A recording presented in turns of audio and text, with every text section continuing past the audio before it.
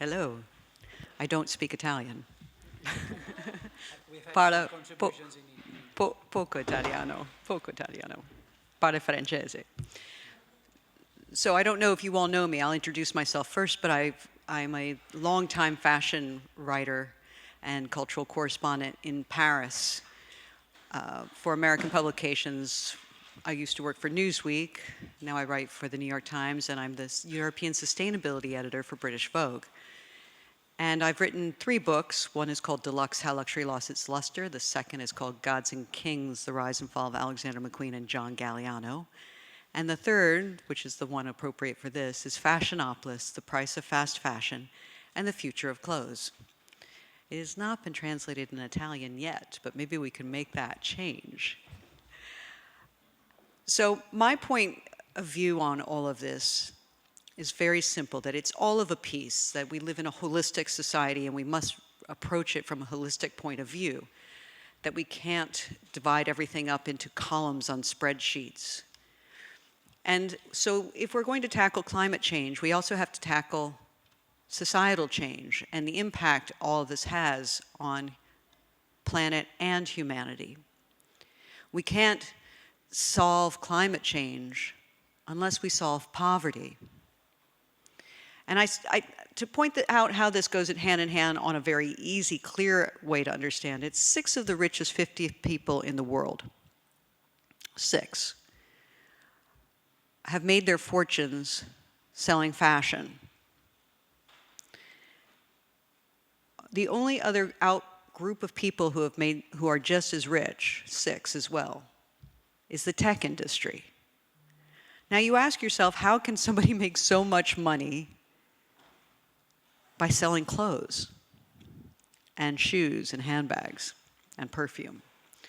And it's quite simple. They are not paying people what they're worth, and they are not paying the planet what it's worth. They're, extracting everything they can for pennies, pennies, pennies, and leaving the planet destitute, and they are doing the same to the humans who work for them, making the products that you're buying.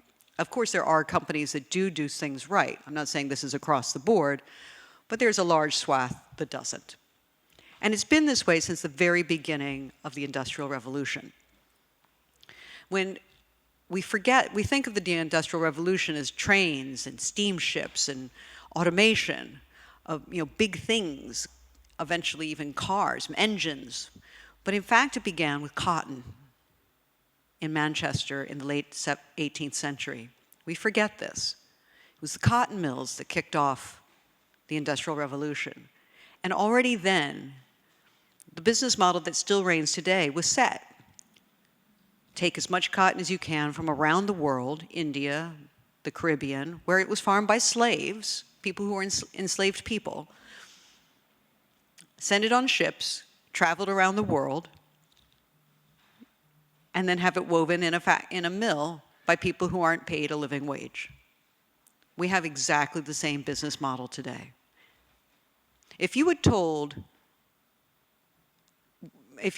one of the books I read for my book was The Condition of the Working Class in England, which was published in 1855 by Frederick Engels, who was the son of a textile mill owner and had grown up in great wealth because his family had made so much money on the work of enslaved people and underpaid people, poor people who were working in their mills. And he was so shocked by this, he wrote this book. And if you were to have told him, and Charles Dickens, who basically told the same story through fiction with Oliver Twist and other books, that we'd be having this conversation today, 175 years later, they would have said, you're out of your mind. It won't be like that then. It won't be like that in the 21st century. It's impossible. And yet it is. The only thing that's changed is that it has moved places. And every time that there's legislation to fix it, whether it's child labor in the English and the British factories, or it's the 40-hour work week during the New Deal in America and overtime and things like that directly impacted the New York garment industry. Every time we come up with one of these solutions, everything gets moved offshore to a different place. And during the age of globalization, it went so far away that now we have no idea where it is or how it's made. As we've learned with the cotton industry picked by the Uyghur in China, 1/5 of our cotton is still, like 250 years ago, picked by enslaved people. So I call for not just new rules and regulations, but global legislation and a global body to oversee this. How can we have, I don't know what the equivalent is in Italy, but in the United States, the FDA regulating the food we eat, the SEC regulating the financial industry, regulation departments and agencies regulating energy, cars, planes, and there is nothing, there is no agency, there is no department on a government level nationally in the United States regulating and overseeing and making sure everyone's respecting the laws in the garment industry. And there is none because there are hardly any laws, except for the Labor Department's laws that you can't work more than, you have to pay people overtime and give them some sort of health care if you employ them full time. But they get around all of that. California did recently pass a law holding brands accountable when their workers are not paid a living wage by contractors. That was huge. But we need that everywhere. And we need Europe to embrace the same idea and have a regulatory agency overseeing and governing the fashion and garment and beauty industry. Because without this, all the little bits that France is passing or the UK is passing won't affect the industry as a whole and won't affect the people who are working in it at all. It just won't. It's been a lawless business since day one of the Industrial Revolution, and it still is, and it needs to be put on track like every other industry that is impacting humanity and planet.